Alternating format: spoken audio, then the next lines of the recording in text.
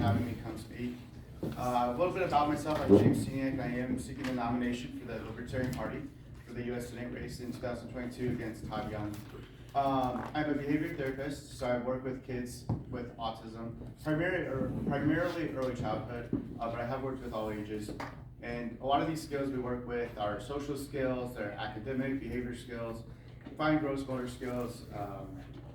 So we have a wide variety of skills that we're building within the kids that I work with. And a lot of these actually aspects of my job can be applied to politics. So it's really cool to see my skills be able to shift towards the politics and how we can shift the behavior even in Washington, D.C. So along with that, my education, I went to Bethel College up in Mishawaka, Indiana, and so I'm a lifetime Hoosier. Always lived somewhere in Indiana. I moved down about 3 years ago to the Indy area for my job.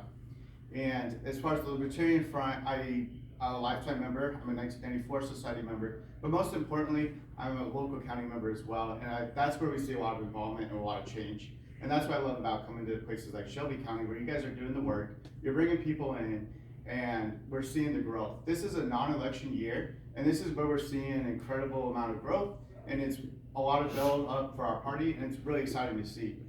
I have been all across the Indiana and able to see the best practices in each county, so that's awesome to be able to see what people are doing to bring in more people who are freedom fighting, right? So the libertarian ideas, we could talk a lot about those and about what brings people to our party. But the three issues that we're working on as a campaign, the first one is our medical freedom. It is very relevant right now, especially to Hoosiers. And on the federal level, we just saw them trying to push a vaccine mandate. And Todd Young actually voted yay for this spending bill, which included the Biden vaccine mandate. Our medical freedoms are being taken away. And this is something that is wrong, and it's something that we need to, it's absolutely ridiculous. Our politicians are trying to be our physicians. And they're not qualified to do that. They're not qualified to make these medical decisions for us. Each medical decision comes with specific consequences, right? So when we look at a pill bottle, you see side effects. And you'll see side effects on any medication. And that's because everybody reacts to different medications differently. So as an individual, we have to decide what's best for our individual bodies. A lot of times we say, yes, I'm gonna take this medication because I realize the good outweighs the negative consequences. But that's an individual decision that should be made by you and your physician, not a politician. And so a lot of these issues that we're gonna be seeing from Washington, D.C. is pushing medical issues on everybody, and that just doesn't apply, and it's just not right. So I'm gonna be pushing for medical freedom within my campaign. The second issue we wanna talk about is fiscal responsibility. And with fiscal responsibility, we saw another huge spending bill just passed, and the thing is they call these budgets, but let's be real, they're not even budgets, they're spending sprees. Washington is on a spending spree, and we're seeing it trickle down and affect us individually. So inflation is at an incredible rate right now. I believe at the very conservative rates is 5%, but we're actually seeing it a lot higher.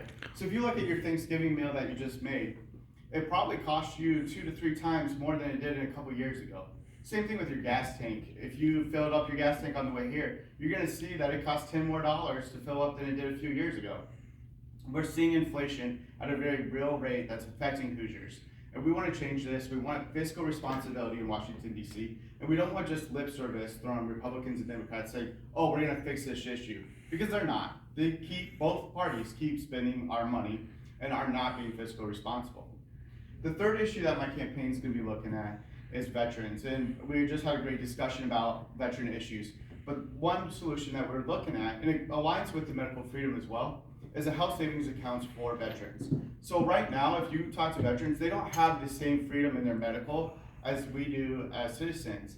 They don't get to choose their place of service, and they don't get to choose their doctors. They go to the VA and they're told what to do. And with a health savings account, if we can implement this, we're gonna see more freedom for veterans to be able to get the care that they want from the doctors that they desire and from the locations that they desire. So ultimately it increases their care, and they can be more proactive within their own health. The same money we're spending on the VA that's actually being wasted can go directly to these health savings accounts and affect veterans directly. And I believe that this will implement a lot of solutions for veterans' health, and it will show up in mental health, especially where we see high suicide rates for veterans. Now, what I'm doing for local libertarians is I'm going around to different counties, to different affiliations, and I'm presenting the message that we need less government involvement in every level. So we need less government in the local level, we need less government on the state level, but I'm running on a federal level race where we need the least amount of government affecting us. Now, on the federal level, if we can reduce those taxes and even allow our communities more of that feedback and that tax money coming back to them, we're going to see a lot of results and a lot of positive change. With the local counties that I'm seeing a lot of libertarians bringing in people, and we're implementing best practices, right? So we're using world's smallest political quiz to bring in people. So these people realize that they're libertarians through this quiz because nobody showed them what our principles actually are.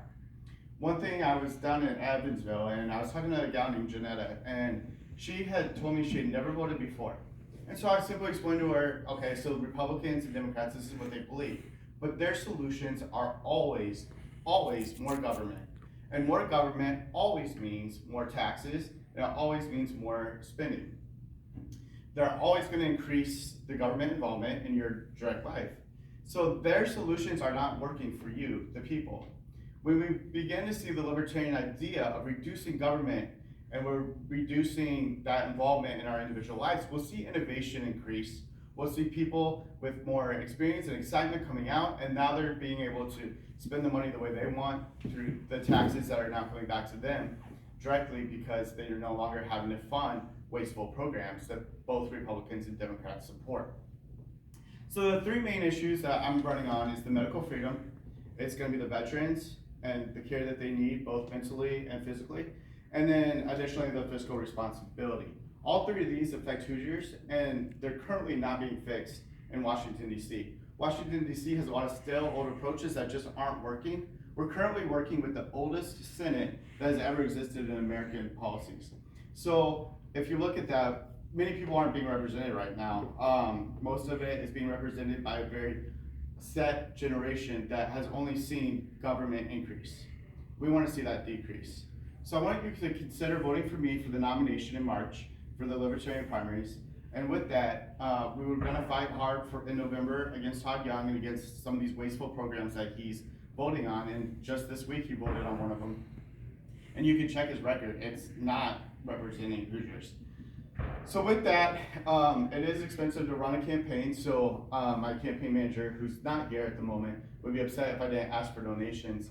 But the idea is that I'm traveling around the states, I'm helping the affiliations, and I'm helping you guys increase your size. But with that, we're going to see results from all the way from DC to your local affiliate. And we're no longer a third party. We are a viable party. People are going to look at us and say, this is the party we want to vote for because they can win elections. And this is going to happen in 2022. I'm excited for this. I'm excited to see these results. And I want to thank you guys for the hard work that you're putting out in Shelby. And I want to thank you guys for having me speak. Appreciate you guys.